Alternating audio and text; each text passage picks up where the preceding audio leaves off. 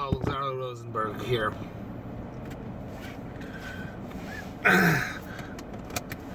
This is more on, I have 3 steps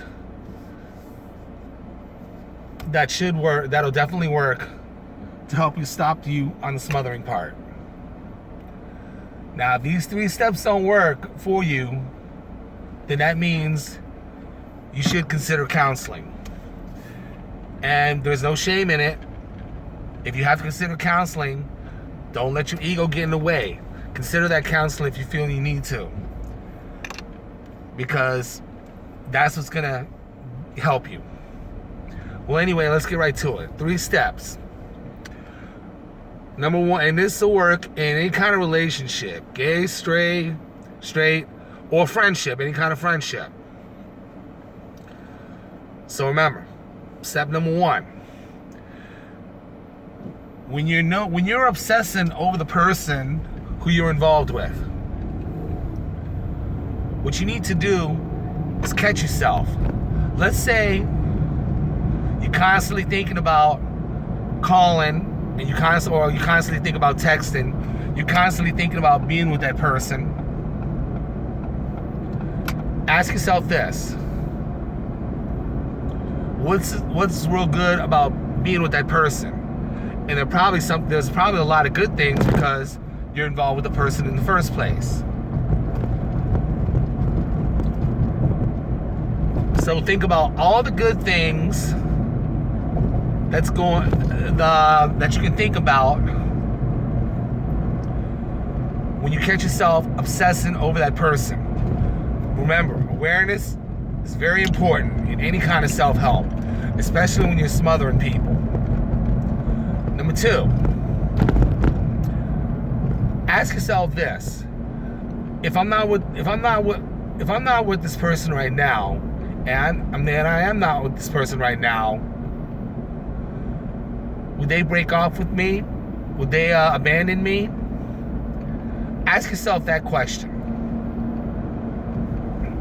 If you really go back to step 1, they have no reason of abandoning you. You got to realize this: nobody is going to be with you 24 hours a day. Think about it. Even when you were a little kid, parents couldn't be with you 24 hours a day. There are times when you had to sleep. There are times when you had to go to school on your own.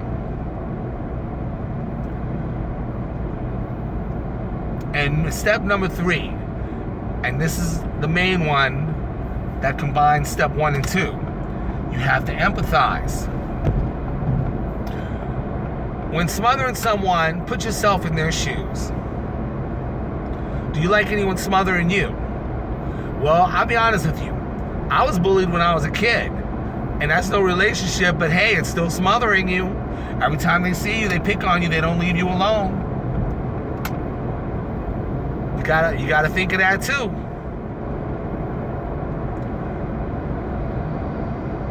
So ask yourself, how would I feel like if somebody was smothering me like that? Obviously, you wouldn't. You would have to say, hey man, look, back off, please. I'll tell you a little story about one time. And I'll make everything short and sweet. I met a friend in late November. And I never had a friend who I could constantly hang out with. But I met a friend in late November. We both work at the same place. I'm at table games. I'm a dealer. He's a food and beverage supervisor. Hung out, had dinner once a week, and it was a friendship. One time, we got what I thought was called an altercation. I had a tendency to repeat things and give too much detail, and I thought I was being mistreated when I really wasn't. So what I did was, I flattened his tires. Notice I didn't give the name. The name is not important. I flattened his tires.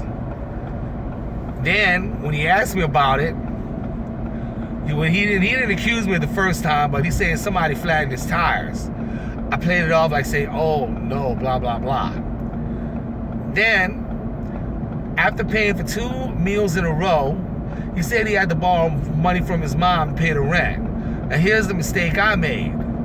I thought about it later. I went by his house unannounced 2 o'clock in the morning and said, Randy. And when I answered, he said, you making my life miserable. I said, you making my life miserable too, so I gotta ask you something. When you asked your mom to borrow money for the rent, you didn't think about me? I paid for us dinner 2 weeks in a row. He said, you know what? Get out of here. You're through. I said, no problem. And when I got out, I told him, I know who flattened your tires. I did. So I told him I did. So now you can go fuck yourself. Oh, he was infuriated. And I walked off. And when I drove away, I told him bad things about his mom. I said, hey, you bet you're thinking about it now, huh? So guess what? I said, hey, I told him, now you can go fuck your mom, okay? And then when he started texting me, I denied the whole thing in front of his face. Blah, blah, blah, blah, blah, blah. I told him to ask his mom for money for his tires, that I didn't do it, even though I admit it. Then again, I couldn't live with myself. So I said, okay, Randy, look, don't worry. I'm going to pay for the tires, man. I was wrong. While paying for the first set, we talked a little bit. I smothered him again. I stared at him twice and talking to one of his employees, and I wouldn't leave him alone. So I did it again, flattened the second tires. And I denied in his face as always. And when I made him a payment, we argued. He called me a dumbass. I called him a dumbass. I told him, hey, I didn't do it. He said, Lazaro, there are people who said they saw you. I said, well, they didn't see me. Man, I'm only paying for only what I damage. I'm not paying for what other people damage. And when I walked off, he said, you will pay for those second set of tires. Well, after a while, I called him, I admit to it, and I'm paying for the second set of tires right now. I already paid for the first set. Now, third time now is getting better. Because on the second set in total, I only owe him $650. I made 2 mistakes after that. Now, notice the difference. The second time I started smothering, he yelled at me. He said, hey, you gonna leave me alone? Then I said, okay, I'm sorry. The idea of me flattening his tires didn't last long in my head. I said, okay, I was smothering, blah, blah, blah. But when he yelled at me, he woke me up. And when he woke me up, I felt real good. So I waited a day or two, made a payment on his tires, and I apologized. I said, Randy, look, I want to apologize. I left him a message, and I said, I want to apologize. He interrupted me. He said, you said that already. I said, no, Randy, this is the part I didn't say, and it was in the message. Please hear me out. I want to apologize, and I want you to know you had every right to get angry at me. I said I wasn't going to smother you, but I did it anyway, so that's why I put a second criteria on us. When we cross paths, we don't talk unless it's convenient and absolutely necessary. Agreed? He said, okay. And I said, Randy, I should have listened to you. How about when I finish paying off for the second set of tires, we go on from there? He said, okay. We shook hands. He accepted my apology, blah, blah, blah. From there on after, I have not smothered him since. I called him a few times. I texted him a few times. And I only screwed up once or twice, but it wasn't that bad for him to yell at me. He yelled at me twice, and I deserved it. So anyway, here's where I'm using the steps right now. Yes, I am giving him space now, but I'm thinking about it because I'm going to think about because of what I did. I can't help but thinking about that. I haven't made amends yet. So, we're talking right now, which is 1. And number 2, he's not abandoning me. I mean, we still talk, but it's limited contact. And number 3, I'm starting to empathize with him. 2 or 3 days ago, we started kind of talking about my childhood. We started to. His boss came in the break room. He said, I have to go. I said, okay, no problem. That's right there. I'm giving him space. I was going to get off work early. And he was about to get off work. I assume he was about to get off work. The bus was full. I said, I'm gonna catch the next bus. I waited for him, hoping he came out the building.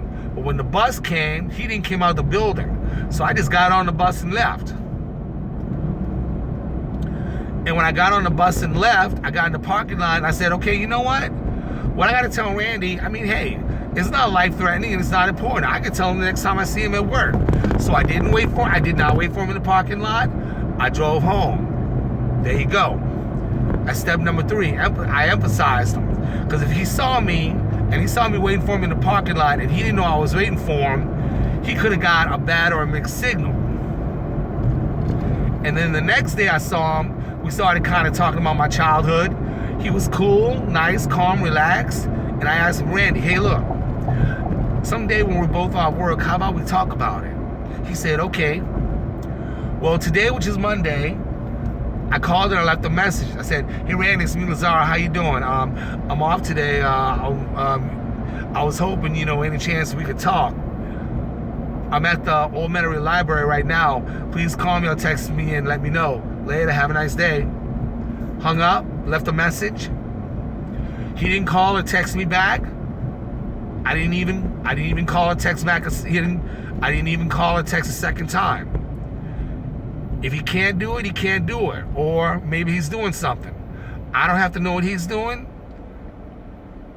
He doesn't have to know what I'm doing. Well, anyway, there you have it. 3 steps. 3 steps. I hope these steps work for you. To recap, number 1, think about the good things that are going on between you. Number 2, ask yourself, when you're obsessed with this person, ask yourself, is this person going to abandon me right now? It's probably going to be no. If your friend or relationship really wants to abandon you, they're going to either be direct with you or they're going to give signs, but you're going to know about it. And number 3, empathize. Ask yourself, would you like to be smothered? If you like this video, please subscribe. And I'm just learning these videos again. If there are any improvements that you feel need to be made, please tell me in the comments section below. I really think your comments would help. So therefore, I hope this video helps you. Thanks for listening and have a nice day.